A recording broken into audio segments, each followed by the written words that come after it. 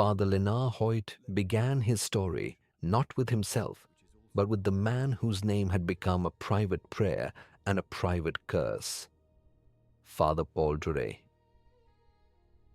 In the hush of the ship en route to Hyperion, with stars moving like cold music outside, Hoyt spoke as if he were reassembling a body from fragments, journals, memories, the scar his clothes concealed, and the conviction that some stories do not end because suffering refuses to release them.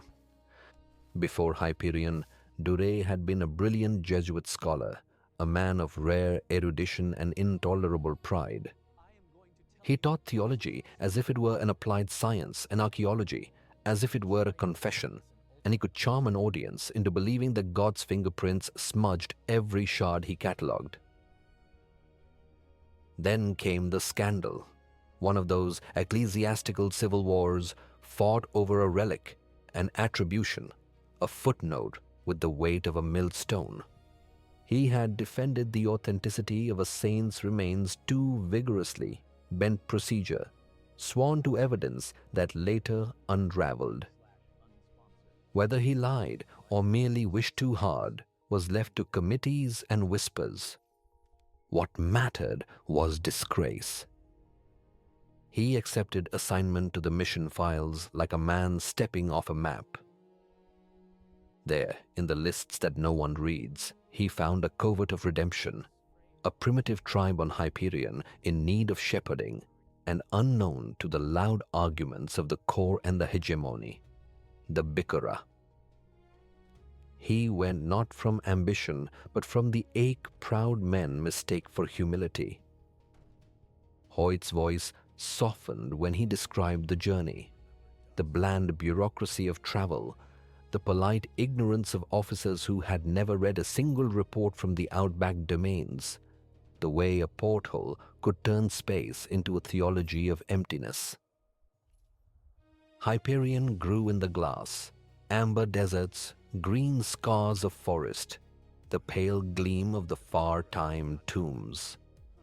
In orbit, he signed the last papers of the civilized world.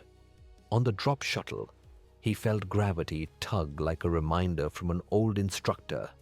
Remember dust, remember flesh. The Bikura lived where the map turned hesitant. The land folded into a valley north of the flame forest, a belt of trees as beautiful as a procession and as lethal as a guillotine when winds rose and set the foliage running with fire. Dure hired a local guide who took coins with the same numb politeness he gave warnings. There were predators, yes, and the labyrinthine ruins pocked the ground like the breath holds of a sleeping god. But the guide's last caution was stranger than all the rest. The Bikura, he said, did not die. At first sight, the tribe looked older than any desert and younger than any child. Men and women with smooth smiles and gentle hands welcomed the priest with the solemn courtesy of people who had learned one ritual and were determined to perform it perfectly. They lived in stone houses stitched from scavenged tech and self-grown brick, and their food was simple enough to shame an ascetic. They wore plain robes and amulets of polished bone. They spoke a clipped dialect with soft vowels that smoothed the edges of their thoughts. In all the days Dure passed among them, he did not see an infant. He saw no laughter that rolled into foolishness. He saw no grief that rolled into wailing.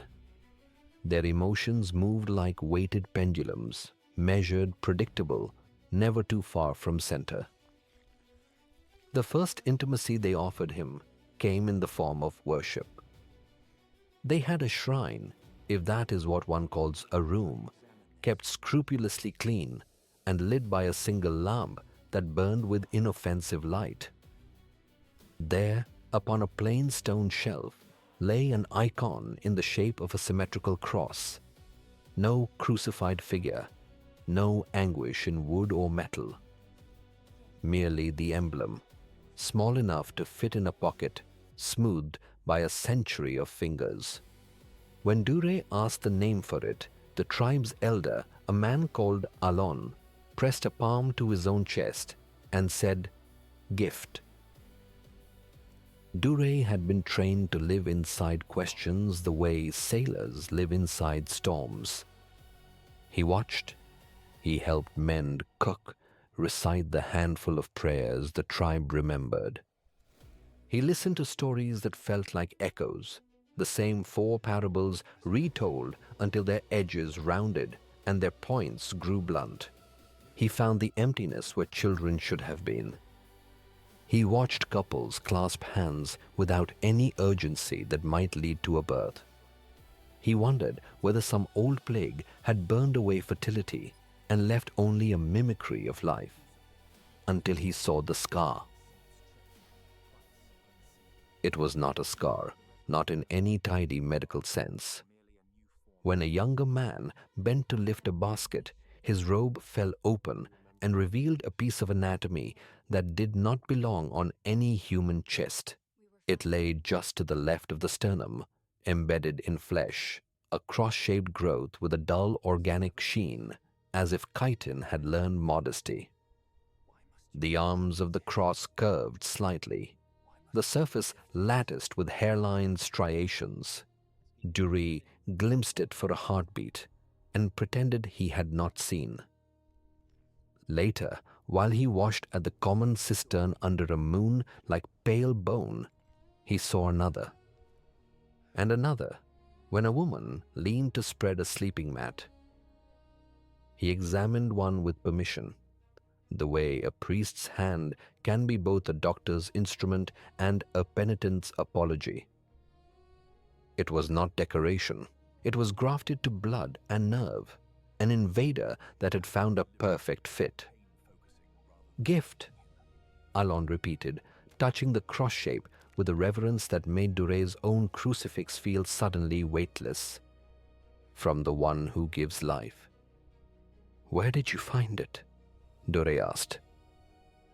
"We were found," Alon said, and his smile was so placid that the priest had to stop himself from shaking the man. The proof arrived when a careless boy, running along a ledge, missed his step. The drop was not far. The sound was wrong nevertheless, a hollow clap of skull against unkind stone. Dure sprinted, the tribe in calm procession behind him. The boy's eyes stared toward the sky, unwilling to return the gaze. The Bikura did not weep. They lifted the body with the same skill they lifted water jugs and carried it to a cave the priest had not entered, a pocket where the earth smelled like damp pages. Alon barred Dure with a hand and said, "Tomorrow." In the morning, the boy came out of the cave alive. He blinked at sunlight as if the god who made eyes had miscalculated. He smiled with the faintly bashful air of someone whose name had been called in a crowd. When Dure looked for the gift on the boy's chest, he found it. A cross shape fresh in flesh, its surface glistening like something that had just remembered it was a living thing.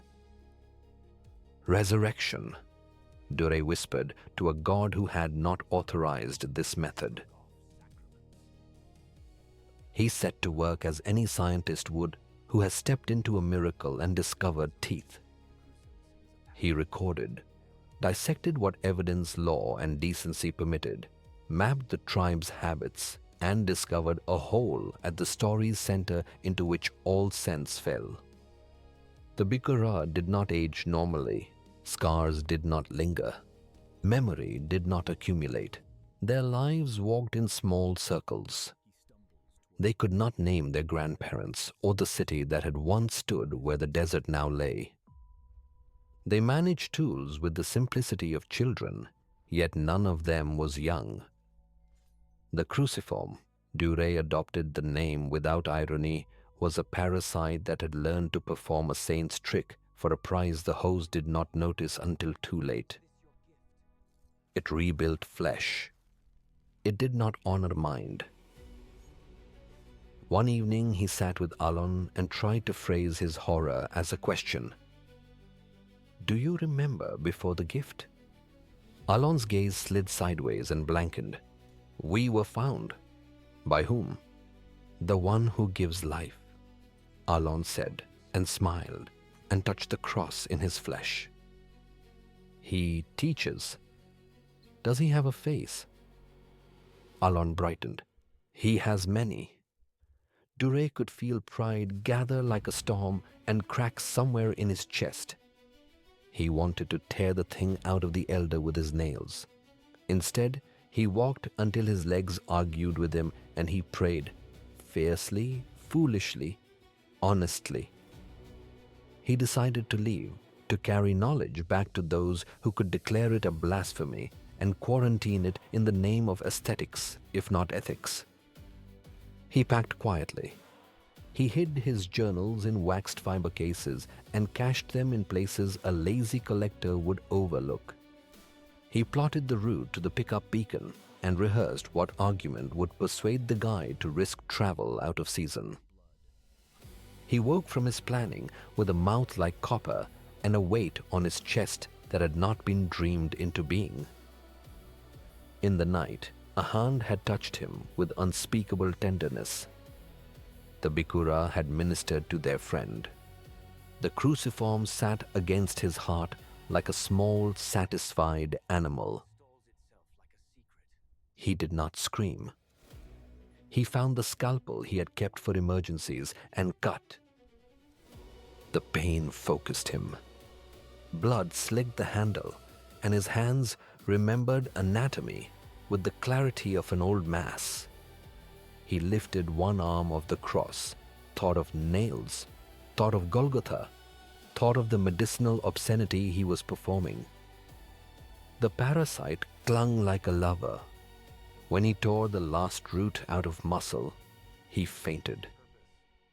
He woke with the cruciform sealed back into the pocket he had made for it. It had grown its own sutures. He tried poison. He tried a fall that should have been kind to no one. He held his breath until blackness crept in from the edges and blessed him with absence. Each time he woke with the cross a fraction larger, its glassy surface humming at a frequency no one else noticed. It was not a device, not a machine. It was a life that had learned a dead language and spoken it until it passed for prayer. He fashioned a plan with the only ally he had left: time.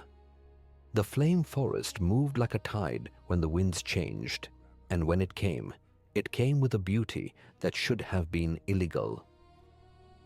Trees took fire from trees. The air turned to song. Heat cratered thought.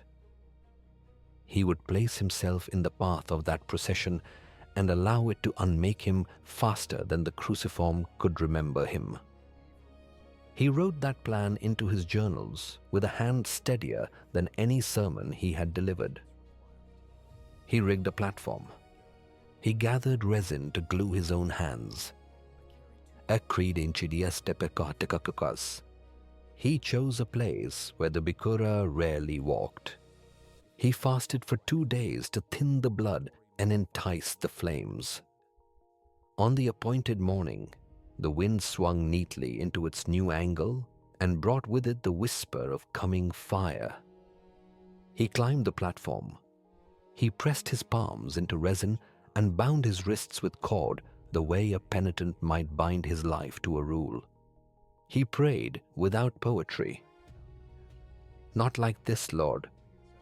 Not this parody of Easter." The first heat gust told him the fire was near. He closed his eyes. For a brief, indecent instant, he hoped the Bikura would not find him in time. Then he heard their steps. The resin tore skin and yielded anyway.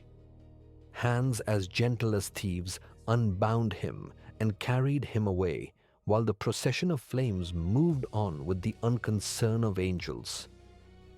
He woke hours later, body intact, cruciform purring where pulse ought to be. "We keep," the elder said, with a tenderness that hurt worse than the adhesion burns. After the third attempt, the priest's prayers turned ugly. He said things to the Almighty that would have cost any monk his order. He remembered every argument he had ever won and felt them mock him from their glass cases. He tried again anyway. He chose a spot closer to the fire's birth, a place of heat so sharp it made his teeth taste of salt. He broke his fingers one by one so the cord would not slip from hands that tried to save him. He blew the last tinderbox with his breath and smiled when it caught. Flame came. For an instant, the world was what the Old Testament claimed, bright and consuming, and exactly the right temperature for truth. He woke in the cool dark, throat raw, cruciform shiny as if the fire had polished it. He set his teeth in his arm the way a man bites down on a strap to survive a wound. He understood then what theology had always buffered, that there is a kind of wrong that shrugs off sacraments the way rain shrugs off a roof. What saved his journals from despair was a new discovery. In the hours after a resurrection, the cruciform did not simply fuse limbs and regrow skin. It sang, not with sound. Hoyt groped for a word and found no exact fit, but with a pattern that could be felt in marrow. Dure guessed that the parasite held a record of the host's body plan and used the ambient field of Hyperion, something about the time tombs, about the braided time world under the desert, to read and write flesh. He mapped his recoveries and the times of the valleys singing. He noted that the Bikura avoided the time tombs, but treated them with a fear that resembled reverence. He formed a new plan to break the bridge between the cruciform and whatever field allowed it dictation. If he could drag himself out of the valley with death on his back and reach a zone where the singing grew faint, perhaps the resurrection would fail. He packed with hands that had healed wrongly and righted themselves again. He wrapped his journals in another layer of waxed fiber and slipped them into a recess in the rock that looked like a mouth. The valley wouldn't release him politely. When he stumbled to the ridge, legs gone cinder soft under him, a shape like a knife dipped in night appeared in the corner of his sight. The shrike had many names, none of them fit for prayer. It moved with economy and a terrible grace. It seemed to condense from the air without expending energy. Dure had no weapon save a voice that had never really learned to command, and he used it. "You," he said, "are you the teacher they meant? Is this your gift?" The creature did not answer. It did not need to. The valley's silences answered for it. In the next second, Dure's life was a chain of sharp images and missing time. Blades like exclamation points, a grip that held without touching, the taste of iron already old in his mouth, the sense that he had been given what he had asked for, a death no parasite could deny, and the simultaneous recognition that he had been out-argued by a demon. When the shrike hung him upon metal, it proved that grammar could be an instrument of torture. The tree was not a tree. It was a sculpture of cruelty reaching for the sky. Bodies studded its limbs like punctuation marks in a sentence God had disavowed. The cruciform worked with cruel efficiency on such a scaffold. It mended what the spikes shattered again and again, its impersonal fidelity making each return to consciousness a new sacrament of pain. Duray's last reports, those Hoyt found and copied into the habit of his memory, were written in a hand that had been taught to write by a patient tutor and then corrupted by lightning. He did not beautify torment. He recorded what pain does to prayer. He asked once in a marginal scroll whether immortality designed by a parasite and presided over by a metal god was the devil's answer to the empty tomb. He did not erase the question. The journals ended at an edge that suggested not conclusion but interruption. Hoyt spent a night sitting with those pages as if keeping vigil over a body that had not yet worked out how to be a corpse. In the morning, he folded the paper into his pack, stood, and went into the valley. He had come to Hyperion as a courier and a witness. He left as something else, and he did not tell the pilgrims this part until his voice had found the tone that would make confessions sound like a report. He found Duray after the Shrike had left the tree unguarded. It is difficult to say whether the priest on the spike was alive or dead in any human sense. The cruciform had polished him to a function. His eyes recognized nothing. His mouth formed no word. His chest, however, rose and fell in the modest simulation of breath. The cross of flesh on his chest gleamed with a hideous innocence. Hoyt reached out as priests do, and then stopped as men do who have learned caution late. The cruciform quivered. He thought he saw it flex like a muscle. He had the absurd idea, born from fatigue and zeal, that if he could pry the parasite off, he might grant Paul the mercy he had been denied. He tried. The cruciform proved as resistant to a second man's compassion as it had to the first man's rage. It gripped bone as if it had invented the word. It bled without blood. It hummed harder, and Hoyt felt a sensation as private as any touch, a faint clutch toward his hand, delicate as a child seeking reassurance. He jerked his fingers away as if from a stove. He stayed an hour and then another. He spoke to the body as if the man were listening 2 rooms away. He promised what he could not promise. He told Paul that help would come, that he would not be left hanging forever, that some suffering ended because the world had a law larger than pain. When he turned to go, he felt a bite on his chest so startling that he stumbled. It was not a tooth. It was not even a sensation. It was a rearrangement of matter that his nervous system interpreted in the only vocabulary it owned. He clutched at the spot and felt nothing but sweat. Back at the shuttle, the ache remained. In orbit, it deepened. On the long voyage out, all his prayers learned a new object. Later, a scanner gave the ache a name. A cruciform seed had taken hold of him, so small as to be almost a sketch, so tenacious as to be a promise. He did not know whether it had jumped from Paul like a spark or grown out of the ambient field that cherished such patterns. He only knew that he carried one parasite for himself and one in sympathy for the man he had not saved. The church smothered his report in soft fabrics, committees, protocols, an invitation to sabbatical silence. An older cardinal counseled discretion. A younger bishop licked his lips as he asked for specifics of technique. "You must understand," said one functionary with a face like pressed wax, "that the pastoral implications are profound." Hoyt understood. He understood the thrill in their voices and the shadow that thrummed behind it.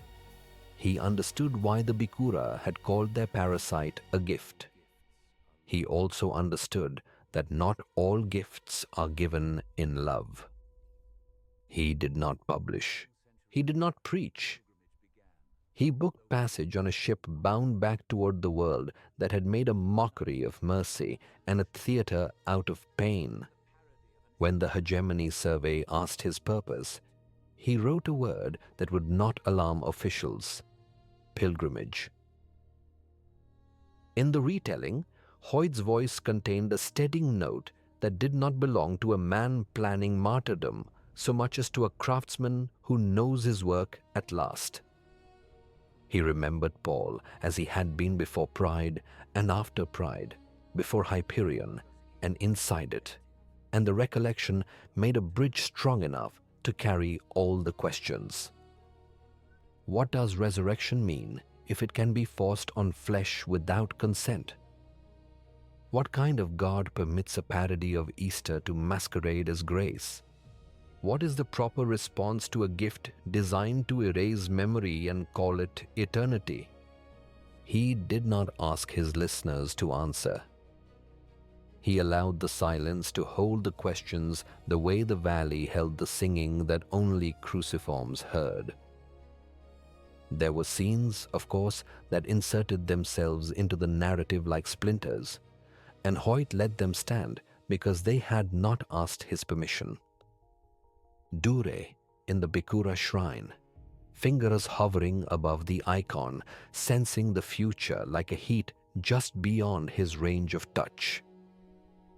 The first resurrection, the sound a human throat makes when air returns after it has been told to leave. The wind pushing fire through a forest with a lover's patience. The flames bending to kiss a man bound upright. The way the heat transforms prayer into a glare. The moment the Shrike stepped out of the air and employed grammar to crucify a priest on a tree that had never been wood. The hour Hoyt spent speaking to a body that was not quite a man and not quite a corpse, promising mercy in a valley designed to remind him of how little mercy has to do with design. Why? Someone in the listening circle asked, not like a challenge, but like a child asking the sky why it is not green. Because evil is inventive, Hoyt said without theatricality, and because we are too. He had learned that faith which survived tended to grow second roots, not because it loved redundancy, but because deserts required it. If Father Paul found anything, it was not an answer. It was the knowledge that love will try again, even when the tools are wrong. He touched his chest then, and it was not a gesture calculated for effect, though effect followed like a shadow. The cross I bear does not look like yours, he said. It is smaller and eats more. I carry two, one for myself, one for him. If we reach the Shrike's haunt, and if I am fortunate, this story will learn at last how to end. In the days that followed, the ship carried them closer to Hyperion, and Hoyt's tale lodged in his listeners as grit that could make pearls, or simply make a wound that would not let itself be ignored. What he had given them was not a parable with a clean moral, nor a horror with a wall around it. He had handed them a knot. He had shown them a man who believed that redemption was a verb one had to conjugate in the future, tense, even while hanging upon a verb no dictionary should contain, to resurrect without consent. He had reminded them that intellect without compassion becomes a scalpel that will cut until it finds only itself, and he had made clear, by the steady way he breathed through his pain, by the odd lilt that entered his prayers when he forgot to perform them, that some people go to Hyperion not because they are curious, but because nothing else will do. They go because a friend is there. They go because a piece of their soul has grown teeth and refuses to chew anything but the truth. They go because the world permits horrors, and because the world contains men like Father Paul Dure, who, in the middle of a trap slick with consolation, kept asking questions into which God might someday choose to enter. When Hoyt fell silent, the ship hummed the way it always had, and the stars outside kept their impassive counsel. The pilgrims shifted slightly, as one shifts after a long kneeling. They did not yet see the valley with their eyes, nor the metal tree, nor the parasite that had learned to sing. But they had been given the hint of a map for a place where maps fail. Look where kindness has been simplified into ritual. Look where immortality is offered as an excuse to forget. Look where a man glues his own hands to wood for the sake of ending cleanly, and where even that hope is granted back as pain. There, the priest's tale said without pomp, is where the shrike teaches its heresies. There, if there is to be mercy, it will not be a gift that forces itself on flesh, but a choice hard as iron, rare as water in a desert, and, if granted, truly divine.